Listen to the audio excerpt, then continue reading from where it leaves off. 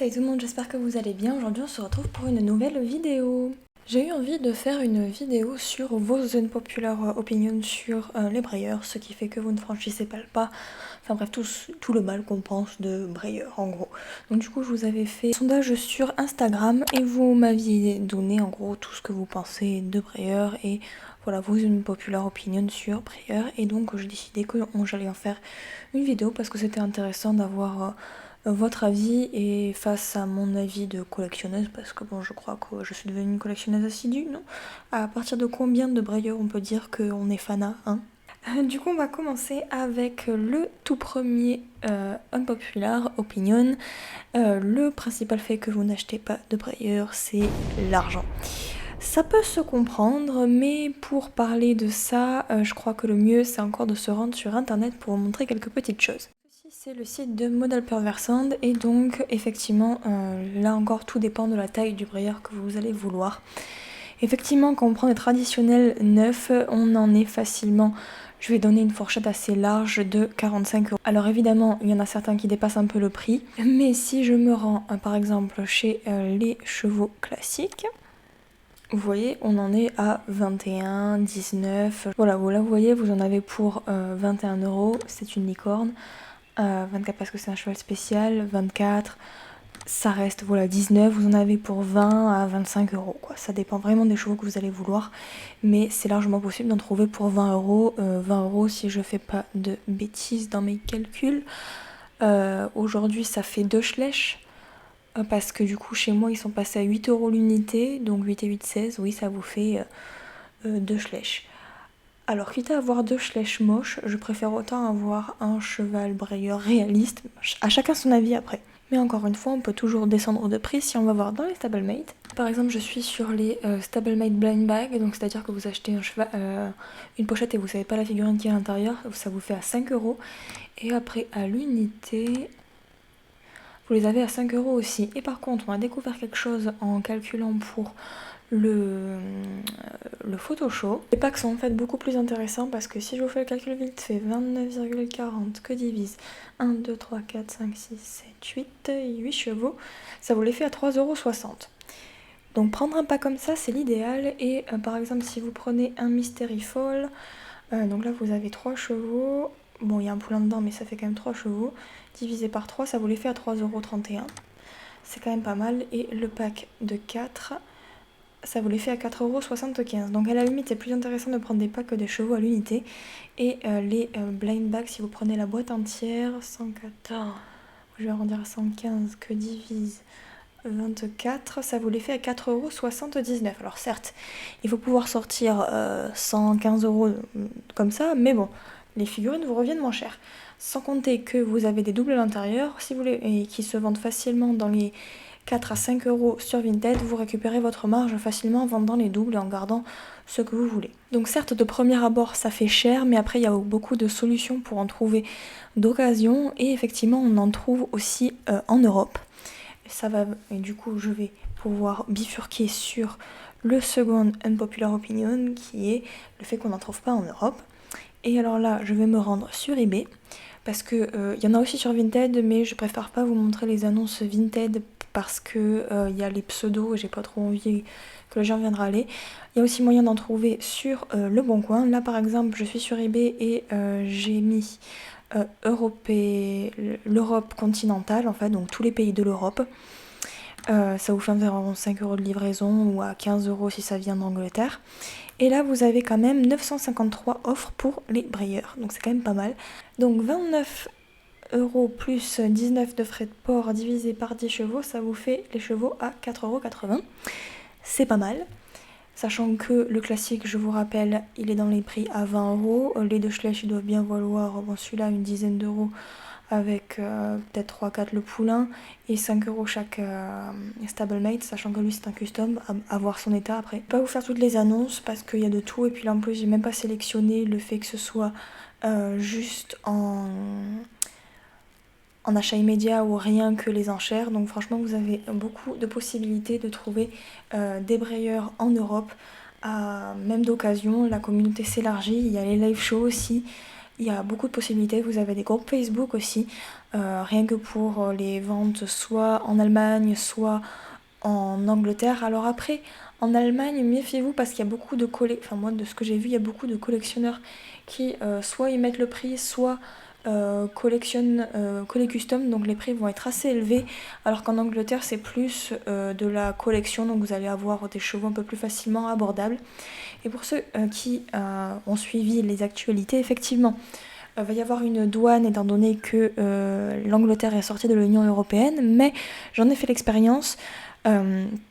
Si vous achetez pour moins de 150 € de marchandises, il n'y aura pas de douane. Donc si vous commandez, je sais pas moi, sur des petites boutiques anglaises qui vendent des brayeurs, parce que ça existe, autant en physique que sur internet, vous allez pas payer de frais de douane. Et notamment, si vous m'avez bien écouté, c'est uniquement sur les produits de commercialisation. Donc si vous achetez, je sais pas moi, pour 200 € de chevaux, si vous achetez pour 200 € de chevaux d'occasion, vous n'allez pas les payer. Alors après, bien évidemment, il faut faire attention. Et je connais certaines personnes qui ont commandé et qui ont reçu et qui ont eu à payer des douanes, mais voilà, si vous faites attention et si vous commandez pas non plus 150 brayeurs, je pense que la douane va pas se dire ah oulala, celle-là va faire un commerce, il faut lui faire payer de la douane.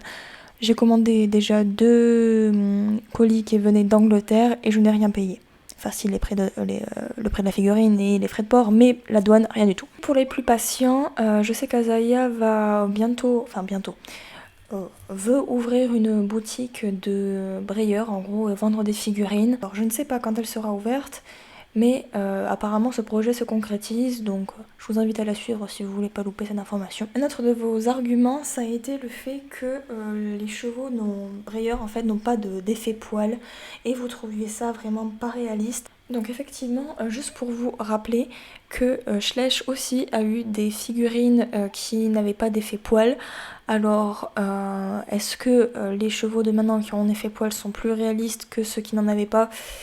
Non, pas forcément, c'est pas forcément l'effet poil qui rend cette figurine-là beaucoup plus réaliste. Par exemple, je vais vous montrer quelques photos que j'ai faites. Les brayeurs, comme on les prend vraiment de très loin, et pour vraiment qu'on puisse croire que ce soit un vrai cheval, il faut prendre du recul pour qu'il puisse se fondre dans le paysage. Et du coup, personnellement, je trouve pas ça choquant, le fait qu'on ne lui voit pas les poils, parce que je veux dire, sur un cheval non plus, on ne voit pas les poils hein, quand la photo est prise de loin. Après, c'est sûr que si vous faites un effet avec vraiment beaucoup de détails, là on va voir les poils, mais par exemple sur celle-là, on les voit pas quoi. Ça reste quand même un cheval réaliste. Ensuite, il y a un autre argument il y a certaines personnes qui m'ont dit que vous trouvez que la matière manque de détails, que limite ça faisait trop plastique, sans finition, comme les chevaux Barbie. Alors je vais pas vous mentir, chez certains brayeurs, c'est notamment la robe qui fait cet effet-là. Par exemple, celui-là c'est Cheesecake, c'est un cheval de la Breyer Fest. Et j'avoue que sur les photos, il me faisait pas bâmer. Parce que vraiment, ouais, ça faisait vraiment plastique, je voyais pas trop les nuances. Et puis bon, faut dire que les photos sont tellement retouchées que du coup on voit pas vraiment tous les détails et on peut pas trop bien se rendre compte, mais bon, parce que je l'ai pas entre les mains, donc du coup je vais passer sur cette figurine. Par contre, je sais que sur les chevaux gris, quand on les met à la lumière, les chevaux gris ou blancs de chez Breyer, ils ressortent transparents. Alors là effectivement on voit que ils sont pas du tout réalistes parce que ils sont transparents. Il y a certains chevaux décorateurs notamment, qui sont transparents. Là, on voit carrément l'intérieur du moule. J'avoue que ça, c'est pas top, mais bon, ce sont des figurines étagères. Donc là, du coup, je vous conseille surtout de faire attention aux robes que vous prenez. Alors, je crois que c'est une nouvelle technique de chez Breyer pour peindre les grilles. En fait, ils sortent la figurine directement sur une couleur de plastique, enfin une couleur de résine qui est blanche. Du coup, quand ils font les nuances, ils rajoutent à peine un chouïa de peinture dessus pour donner un effet gris. C'est pour gagner du temps, mais le fait est que quand on les prend en photo, après ils ont l'air grands. Alors que je sais, par exemple, Milton, que j'ai aussi, si je le mets en plein soleil, il va rien faire parce que lui il a été entièrement peint, ça se voit d'ailleurs. C'est pour ça qu'effectivement en photo on peut pas le voir, c'est le mauvais côté que je trouve de chez Breyer, c'est que c'est assez qui tout double en suivant les figurines. On peut pas trop se rendre compte en photo s'ils vont être impeccables ou pas. Bon, ça c'est, s'ils vont être transparents, opaques ou pas du tout. Bon, ça J'avoue, c'est le seul côté négatif. Après, il y a toujours moyen de customiser la figurine comme quand vous avez un Schleich abîmé. Donc bon, on peut toujours rebondir dans le modélisme, hein. Après, je trouve assez exagéré de comparer un brilleur à ça. Mais bon, ce n'est que mon opinion. Ce qui vous déplaît également, c'est l'effet glossy des brayeurs. Alors, si vous ne savez pas ce que c'est, les glossy, ce sont des chevaux comme ça, en fait, qui ont un effet brillant. En fait, le vernis est brillant par-dessus. Ça donne un effet porcelaine que certains collectionneurs apprécient. Il faut effectivement que ce soit un cheval d'étagère, mais malgré tout, je trouve que ce sont des chevaux qui sont quand même prenables en photo, dans le sens où ça peut faire un effet mouillé. Si par exemple vous regardez ce cheval qui est trempé, voilà, on pourrait croire qu'il est glossy, hein. Bon, voilà, faut extrapoler bien évidemment, mais c'est faisable. Et après, je vous rassure, ce n'est qu'une seule catégorie. Les chevaux proprement appelés glossy, ce n'est qu'une seule catégorie de figurines. En général, ils sortent un glossy et une version. Après, il y a certains chevaux qui effectivement brillent. Et là, je crois que c'est surtout une question de finition, mais plutôt par rapport à la couleur de la figurine. J'ai noté notamment que les chevaux qui ont des tons marrons, alors les Isabelle, je me rappelle pas tellement parce que j'ai pas trop pris de chevaux Isabelle en ce moment, mais je sais que les brayeurs marrons brillent beaucoup. Après, moi honnêtement, je trouve pas ça choquant parce que certaines photos vraiment retouchées de chevaux, certains chevaux brillent vraiment beaucoup, donc ça me dérange pas beaucoup. En revanche, si vous prenez des chevaux gris ou avec des teintes un peu plus claires, le cheval va pas briller du tout comme pour cela. Ce qui vous inquiète aussi énormément, c'est le fait qu'ils sont extrêmement fragiles. Du coup, pour bien vous illustrer ça, je vais vous mettre une photo d'un cheval que j'avais reçu. Pour moi, je trouve que le côté le plus fragile des brayeurs, c'est le fait que la peinture soit quand même assez fine. Je dirais pas qu'il marque facilement parce qu'il faut quand même y aller, hein, mais c'est facile de faire des shiny marques, en gros des parties qui brillent, mais c'est facilement enlevable avec la brosse magique. Faut pas trop appuyer après, mais bon, c'est possible de l'enlever. Après, pour tout ce qui est cassure, c'est vrai que on peut vite être effrayé par le fait que ce sont des chevaux qui sont quand même dans une matière dure. Mais honnêtement, j'en ai fait tomber un nombre incalculable. Parfois, mes stablemate, ils sont tombés d'1 mètre de haut, tant sur le tapis que sur le parquet. Mes traditionnels, c'est bon, peut-être pas d'aussi haut, mais autant. Après, c'est peut-être parce que j'ai de la chance, hein, je touche du bois, mais moi, j'ai jamais eu trop de problèmes avec ça. Là où il faut faire attention, c'est que c'est du plastique et qu'ils fondent un peu pareil que les Schleich, c'est-à-dire que ils peuvent prendre une mauvaise position, mais c'est facilement rattrapable. Enfin, facilement. C'est rattrapable avec en chauffant, donc avec un sèche-cheveux ou avec quoi que ce soit d'autre. Ça peut fonctionner quand même. Ça, franchement, c'est un a priori. C'est une idée reçue qui sont vraiment fragiles. Honnêtement, je les trouve pas plus fragiles que les Schleich. Alors aussi, ce que vous n'aimez absolument pas, enfin après, c'est pas tout aussi, c'est pas tout le monde, mais c'est quelque chose qui est vraiment revenu assez souvent, c'est les taches qui sont sculptées dans le cheval, qu'on appelle l'etching. Donc qu'est-ce que c'est? C'est quand en fait les personnes grattent la peinture originale pour avoir le blanc du cheval, le blanc du moule en gros, et c'est comme ça qu'ils font des taches ou même des effets rohanais des fois. Enfin, il y a vraiment des artistes qui font des trucs extraordinaires avec ça. Le problème, c'est que si on se débrouille mal, le cheval il aura plein de traces de ciseaux ou de cutter en gros, de grattage en gros sur la partie blanche, et ça effectivement c'est pas top. Pour les chevaux qui sont commercialisés tels quels sur les OF qui ont de l'etching, on va pas voir le grattage parce que c'est fait tel quel avec de la drawing gum je pense. Directement quand ils sont peints en fait, donc on voit pas tellement la démarcation. Faut vraiment avoir l'œil dessus pour le voir. Ensuite, j'ai reçu un commentaire comme quoi les stablemate n'étaient pas réalistes. Alors là, je vais pas vous jeter la faute dessus parce que moi aussi j'en étais persuadée au tout début de ma collection. J'en ai près de 200 maintenant, donc bon, vous avez forcément constaté que j'ai changé d'avis.